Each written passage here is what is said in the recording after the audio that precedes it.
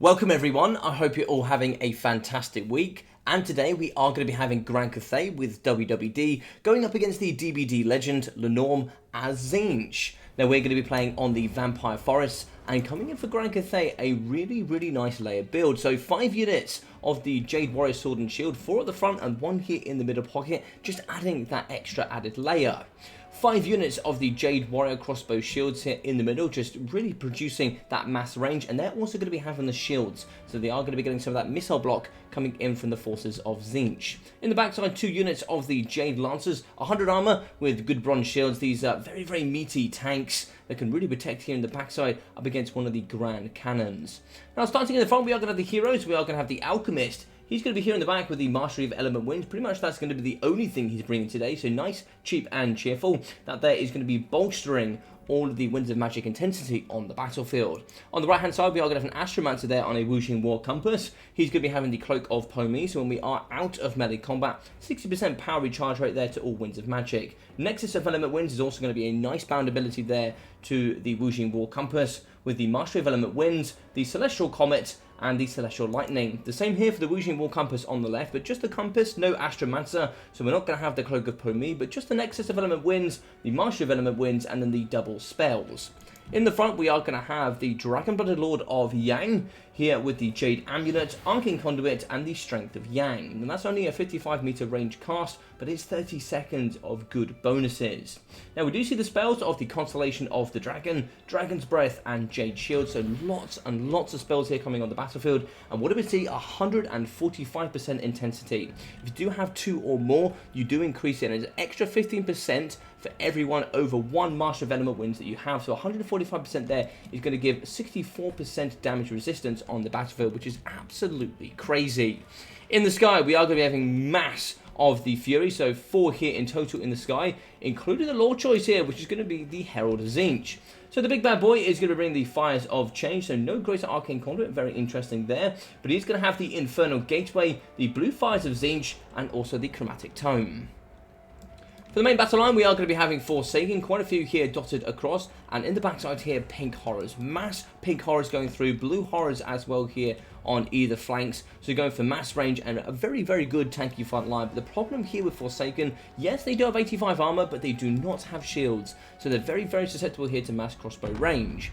So we're going to be charging forward, and we can see Lenorm is going to be just putting pedal to the metal here, charging up against the Grand Cathay box. It's just going to be built with so many layers here in the front. Grand Cannons going to be firing amongst the Forsaken. We just see Duke in the front side is going to be the Herald. He's really trying to distract all of the crossbow bolts here in the front line, but we can see just whittling down here in the front is going to be the Forsaken. Going to be down to 4,300 HP here.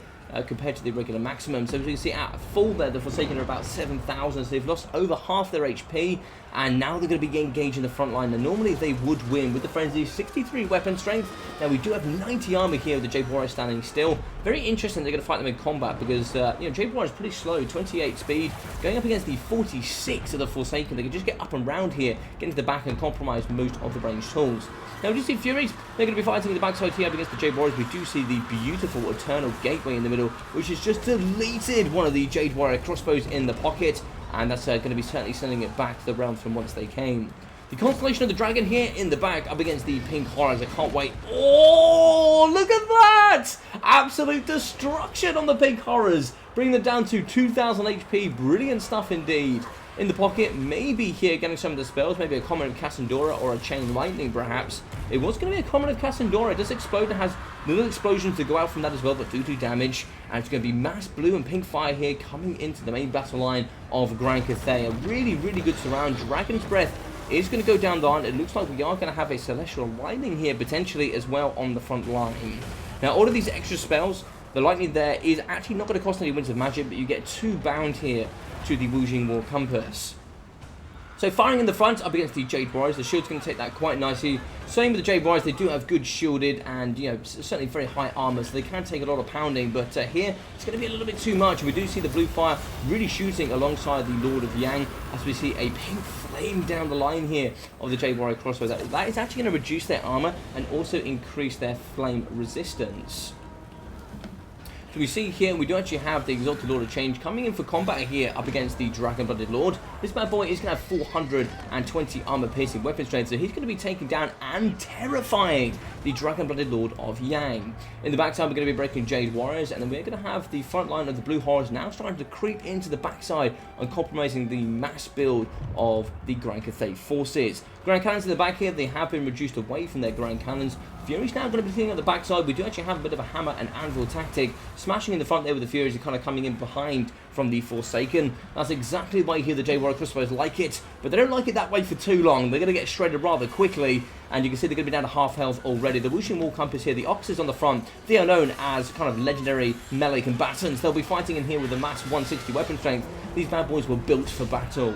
But as we go through the main battle line, we do see a couple of the Jade Warrior Crossbows in the backside here, kind of getting away here with shooting into the main battle line. We do have Astromancers ready to go. Blue Horror is going to be fighting in. We do see the Sword and Shield Jade Warriors charging forward here to protect up against their backline range. They're going to be fighting in hand-to-hand combat. You see those shields going to be held nice and high as they hold back the Demons of Tzeentch. Both going to be fighting, and these ridiculous monsters are going to be trying to shred down the mass armor of these Jade Warriors.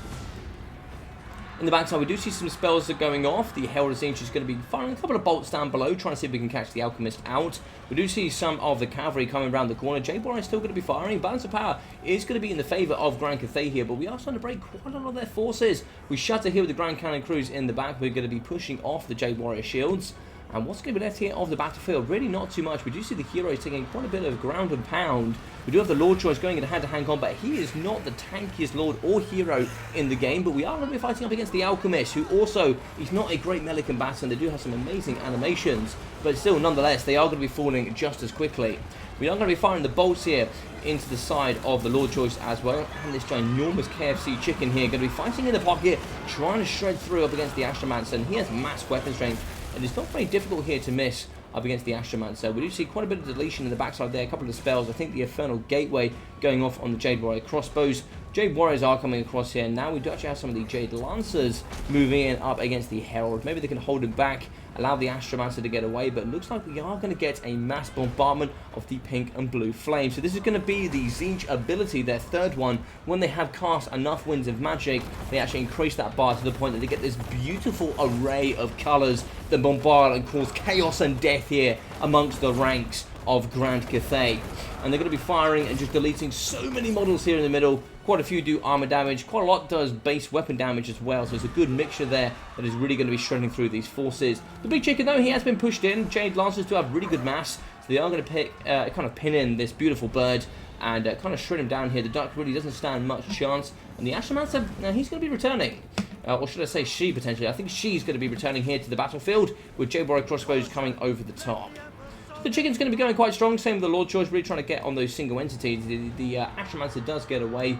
In the backside here, we did actually have the Blue Horrors chasing off what looks to be the Jade Warriors. So quite a few units have been expertly chased off, and you really do need to do that. Try and see if you can get all those crossbows and make sure they don't return here to the battlefield.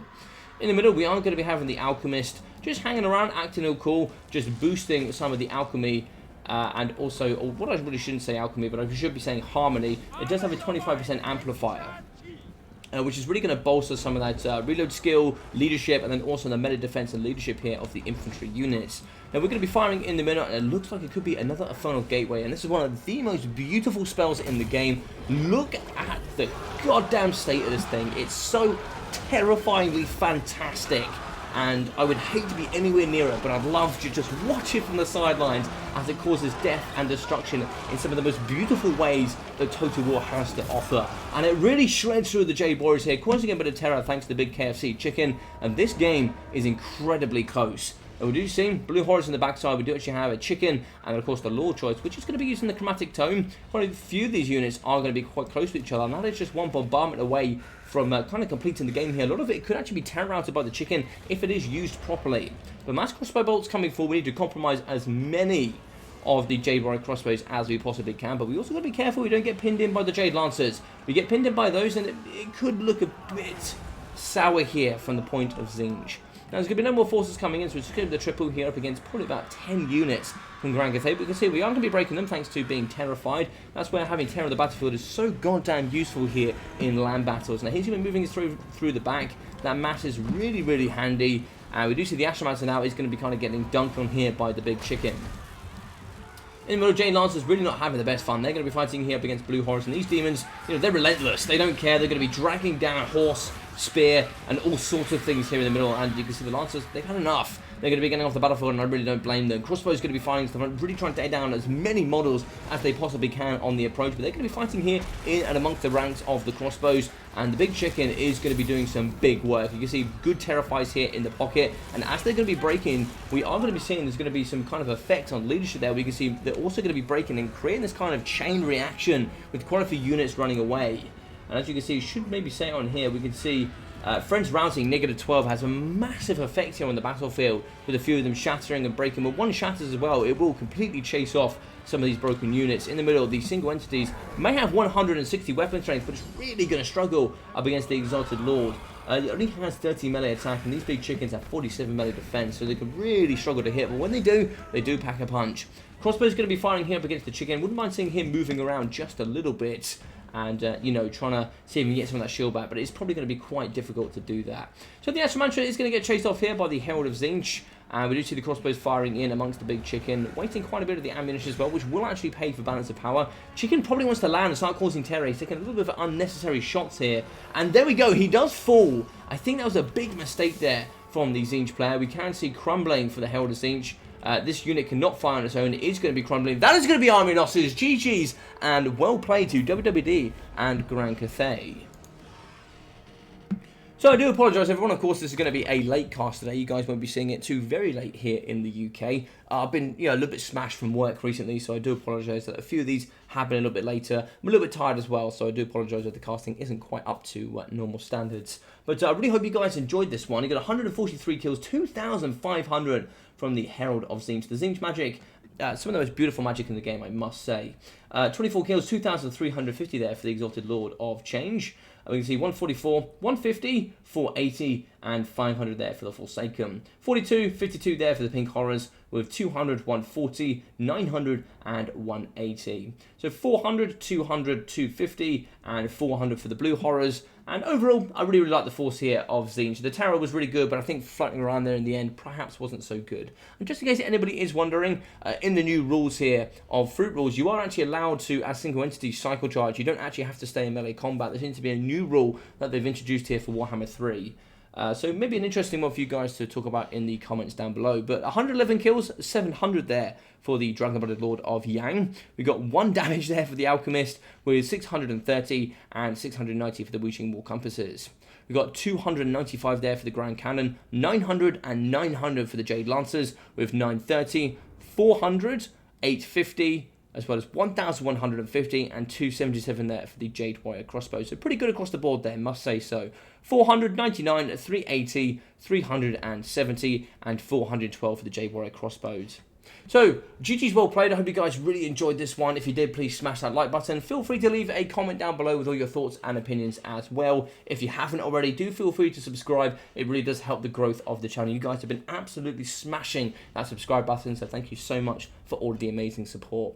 Other than that, I've been your boy Logic. Take care of yourselves, and I'll be seeing you all very, very soon.